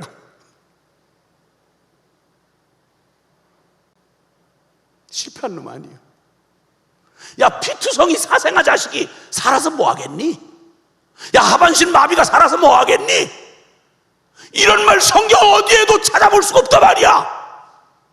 나 같은 이런 인간 쓰레기 같은 놈을 향해서 난 생전 처음으로 그날 뒷자리에 초라하게 앉아있다가 이 말이 내게 주시는 말처럼 깨달아지던 순간 난 그때요 완전히 뒤집어졌어요. 난 그때 이해고 분석이고 이런 거 없이 누군가에게 절대다라고 하는 그 조물주가 나한테 사랑 고백한다는 말이 내게 믿어지던 순간, 누가 뭐 믿으려고 용을 쓴 것도 아니고 스토리가 이해되던 순간에 이거 나한테 이러는 순간, 그게 70년대 초였어요. 얼마나 그 충격이 컸던지, 나 어떻게 무슨 영적 체험이고 말할 수도 없어요. 내가 그 자리에서 기도고 뭐고 제자 훈련 아무것도 모르는 내가 그 감격을 어떻게 표현한지 아세요? 하나님 누군지도 잘 모르지만 어쨌든 이걸 내게 알게 하신 그 하나님, 그분한테 내가 뭐라고 했냐면, 하나님 나 앞으로 얼마나 살지 모르지만 무소유로 살겠어요. 이 말은 그냥 소유 없이 산다는 말의 의미가 아니고, 뒤집으면 이렇게 당신 날 사랑했다는데 난 지금 죽어도 여한이 없어요. 나는 행복하다 죽을 거예요. 아무것도 바꾸지 마세요. 그날 이후로 지금까지 하나님 하나도 안 바꿔주셨어요. 망한 술집 아들은 부끄러운 과거, 중학교 2학년 중퇴예요. 저 공식 학력이 지금도 안 바뀐 게 중학교 2학년 중퇴예요. 아버지 뼈가루 장사하던 그날이 저의 마지막이었어요. 죽어지지 않는 목숨으로 뒷골목에서 비참하게 살아가면서 그 끔찍한 시간을 보내던 날, 더 이상 질문이 생기지 않았어요. 하나님이라는 분이 나를 기억하고 나를 생각해서 나를 위해서 자기 아들을 죽였다? 신학적으로 뭐 의미가 뭔지 나 몰라요. 이 사실만 그냥 그대로 가슴으로 통째로 오는데, 그때 뒤집어서 그때 미쳐가지고 그때 이후로 누구보다 나보다 행복한 사람 나와보라고 소리치고 다녔어요. 그리고 그때 만난 예수님을 알아가기 시작하는데, 세상에 어떻게 이런 하나님이 계셔? 어떻게 이런 예수님이 나를 사랑해? 지금 나 무소유예요. 지금까지 살아온 주민등록 원본을 떼어보니까 평균 2년에 한 번씩 이사 다녔더라고. 애 5 낳았는데, 애 5 낳고 내가 뭘 하겠어요? 내 인생에 하나님을 만난 이 사건보다 더 큰 게 어딨어? 이 세상에 있는 모든 인간들이 너무 불쌍해 보이는 거야. 스티브 잡스만이 아니라 이 땅에 있는 그 수많은 영혼들이 하나님도 없이 지옥을 향해서 그렇게 허덕지덕 경쟁에 내몰리면서 밥벌이 하다가 결국 나이 되면 은퇴하고 오래 산 얘기야. 중간에 차에 맞춰 죽고 자살하고 병들어 죽고 비참해서 죽고, 여러분 정신병 걸리고 이 기가 막힌 고통을 안고 살아가다 날짜 꼬박 채우고, 그리고 죽으면 지옥이 기다리는 영혼들을 보니까 내가 내 자식 뭐 시키겠어? 유엔 사무총장 시키겠어? 나는 쪽쪽 다 선교사 시켰어요. 지금 전부 5명 다 선교사야. 여러분 눈에 왜 공포심이 느껴지는지 모르겠어. 저럴까봐 난 너무 예수님을 잘 믿기가 무서워. 자식 5 다 나가지고 똑같이 무소유로 그리고 선교사가 돼서 지금도 살아가요. 손주들 넷 지금 생겼는데 이 아들 운명도 이미 정해졌어. 왜냐면 내가 계속 기도를 하거든. 주여, 근데 나를 통해 만난 수많은 영혼들을, 그 비가 막히고 비참한 자살 직전의 놈이 버스 타고 가다 내 복음 듣고 이게 뒤집어져가지고 버스에서 신이 나서 살 의미를 찾고 예수님 만나고 돌아가던 그놈의 발 뒷모습을 본 거. 평생을 마약 중독자로 무슨 짓을 헤어날 수 없던 그가 뒤집어서 예수님 만나고, 내가 전하는 복음 듣고 예수님 만나고, 지금은 전 세계 마약, 그 기가 막힌 전 세계를 병들게 하는 마약 환자들 쫓아다니면서 복음 전하는 선교사가 됐어. 조폭이 뒤집어져서 목사가 되고, 방황하던 수많은 젊은이들이 기꺼이 자신을 드리며 밥벌이에 전전긍긍하던 비겁한 예배당 안의 겁쟁이들이 제가 전하는 복음 듣고 기꺼이 자신들의 삶을 죽게 드리며 이 영광의 복음을 위해 자신들의 일생을 드리고 온 땅에 지금도 6개 데리고 흩어져 나간 수많은 영혼들, 다 너덜너덜 깨졌던 가정이 예수 복음 만나고 가장 행복한, 가장 멋진 아브라함의 가정 같은, 주님이 회복하고 살리고 고치고 치유하는 이 일에 난 다른 거 없어 다른 스킬 사용하지 않았어요. 내가 만난 예수 전하고 이 십자가 이 복음 전하면 사람들 뒤집어져서 무슨 짓을 해도 안 바뀌는 인간들이 뒤집어져 가지고 지금도 누가 알아주든 말든 어떤 상황에도 흔들리지 아니하고 지금도 예수 그리스도를 따르는 생명의 증인들이 나 같은 한 사람 이 불쌍한 쓰레기 같은 인생 하나가 바뀌니까 이렇게 나만 사는 게 아니라 수많은 가정과 수많은 교회와 민족들이 살아나는 이 기적을 이루시는 그 주님 말입니다. 오늘 내가 본문 읽을 사이도 없었지만 시편 110편 1절에 3절에 주의 권능의 나라에 주의 백성이 거룩한 옷을 입고 즐거이 헌신하니 새벽 이슬 같은 주의 청년들이 나오는도다. 아멘. 여러분, 세상이 아무리 암울하고 아무리 혼돈스러워도 하나님의 나라는 주님의 권능은 전혀 지장받지 않고 오늘도 이 놀라운 상황 모두를 사용하셔서 여러분 기왕에 소망 없는 세상인 줄 알았거들랑 여기 계신 여러분 중에 한 분도 빼놓지 말고 선교사 되자고. 왜 웃어? 아멘 안 하고? 어차피 밥벌이 하다 죽을 거야? 이러나 저러나 불안하기는 아무 보장 없기는 마찬가지인데 주님이 다 책임진다고 그랬잖아. 내가 세상 끝날까지 너희와 항상 함께 있으리라. 내가 너희의 모든 필요를 영광 가운데 풍성한 대로 채워주시리라. 자기를 부인하고 자기 십자가를 지고 나를 따르면 내가 너희와 세상 끝날까지 함께 할 것이며 너희를 통해서 온 세계 열방을 다 구원하여 내리라. 할렐루야. 여러분이 주님을 만나셨습니까? 주님을 만났다는 말의 결론적인 얘기는 오직 믿음으로 만나는 건데요, 예수 그리스도가 길과 진리와 생명 되셨다고 그러잖아요. 우리의 모든 불가능했던 내 죄의 문제를 해결해 주시고 영원히 지옥과 형벌을 다 걷어가 버리시고 예수 그리스도를 믿기만 하면 된다는데, 이 믿는다는 말의 의미를 이제 시간이 다 됐어요. 10시 1분이에요 지금. 최대한 10시까지 끝내라고 하는 하명을 받고 올라왔는데 여러분이 마스크를 쓰고 있으니까 제대로 은혜를 받는지 못 받는지 내가 몰라서 파악하는데 시간이 많이 걸렸기 때문에 진행부 쪽에 5분만 허락을 좀 가능하겠습니까? 5분만 더 얘기할 거예요. 5분만. 주여, 내가 그리스도와 함께 십자가에 못 박혔나니. 갈라디아서 2장 20절. 내가 그리스도와 함께 십자가에 못 박혔나니 그런즉 이제는 그 불쌍하고 하나님 없이 살아왔던 나의 해답 없는 나의 인생, 죄밖에는 설명이 안 되던 내 비참한 나의 인생, 바로 예수님이 나를 내 이름표 달고 내가 되어 십자가 갈보리 언덕에서 내 죄 때문에 죽었다는 말이 뭐냐면 단순히 죄보따리 가져간 게 아니라 그 죄의 원상이었던 원형이었던 나, 지금까지 나 하고 살아왔던, 하나님 없이 내가 주인 되어 살아왔던 이 병든 자인 내가 예수님과 함께 십자가에 못 박혀 죽었음을 믿음으로 받아들이는 걸 말하는 거예요. 아멘이십니까? 로마서 6장 6절에 우리가 알거니와 우리 옛사람이 예수와 함께 십자가에 못 박힌 것은 죄의 몸이 죽어 다시는 우리가 죄에게 종노릇하지 아니하려니니 이는 죽은 자가 죄에서 벗어나 의롭다 하심을 얻었음이니라. 아멘.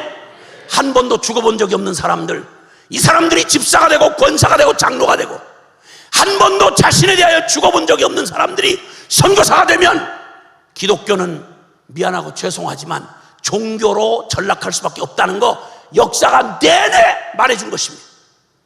오늘 이 밤에 여러분 한 사람도 이런 껍데기 종교인이 아니라 예수 그리스도가 내 이름표 달고 내가 되어 하나님 앞에 대신 죽었다는 이 사실을 처절하게 부딪혀보고 맞구나, 저 길밖에 없구나, 개선하고 갈고 닦아서 나의 더러운 옛 자아에 내 이 옛 모습이 바뀔 일은 천만 번 죽을 때까지 연습해도 안 돼요.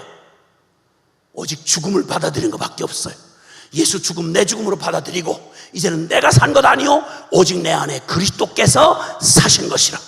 이제 내가 육체 가운데 사는 것은 나를 사랑하사 나를 위하여 자기 자신을 버리신 하나님의 아들을 믿는 믿음 안에서 사는 것이라. 할렐루야. 여러분, 이 주님을 이렇게 예수 죽음 내 죽음으로 받아들이고 예수님을 나에게 영접했다고 말할 때 여러분, 그냥 나도 여전히 시퍼렇게 살아있고 예수님을 나의 도움이, 나의 문제 해결사 정도로 불러대는 예수는 어디도 없어요. 어디도 없어요. 그 예수님을 나의 새 생명, 나의 전부로 받아들이는 거예요. 그래서 나는 죽고 내 안에 그리스도 사심을 믿는 믿음으로만 살아가는 삶, 그게 바로 크리스찬의 삶이고 거듭난 삶이고, 그게 하나님의 영원한 축복을 누리는 유일한 길이에요. 아멘. 이 전제 없이 이후에 기독교에 관한 어떤 말도 하지 말아요. 스스로 속이는 거예요. 두 손을 좀 높이 듭시다. 두 손 한번 들어보세요. 한번 하나님 앞에 두 손 들면 일단 우리가 항복한다는 느낌이 들어요. 그렇죠? 여러분 자신의 모습 어떤 모습이에요? 하나님 한번 만나본 적 있으세요? 그리고 여러분 존재에 대한 죽음을 예수님이 내 죄 뒤집어 쓰시고 내 이름표 달고 갈보리 언덕에 뻘벗겨서 역사적 객관적 실제로 죽을 때 실제 죽은 거예요. 근데 여러분의 믿음은 실제가 된 적이 언제냐고. 나 자신에 대한 죽음을 마지막 십자가에 넘긴 적이 언제란 말이에요. 언제냐고요. 거짓말 없이 주님 다 보시는 주님 앞에 두 손 들고 한번 대답해 보라고. 언제냐고. 죽은 적이 없으면 절대 부활은 있을 수 없어요. 나 죽어야 예수 삽니다. 내 주님은 나에게 전부로 받지 않는 한, 미안하고 죄송하지만 여러분이 예수님 위해서 살아준다는 말은 어불성설이에요. 있을 수가 없어요. 오 주님, 내가 두 손을 든다는 말은 전심의 의미인데, 주님 나에 대한 죽음을, 십자가의 죽음을 내 죽음으로 받아들이고 이제 예수님을 나의 전부로 받아들이겠습니다. 주님 나의 주님이 되어주시옵소서. 나의 하나님이 되시옵소서. 나의 전부가 되시옵소서. 여러분 이렇게 주님을 받아들이고, 이미 받으신 분이라면 다시 확인하시고, 그리고 처음이라면 이 주님을 받아들이기 원하시는 분만 아멘 합시다. 아멘 합시다. 그리고 우리 주님 앞에 이제 하나님 앞에서 여러분의 고백으로, 주님 앞에 이 주제 앞에 서서 주님 앞에서 여러분의 고백으로 한번 기도할 때 우리 함께 주여 한번 부르고 통성으로 함께 기도하겠습니다. 주여.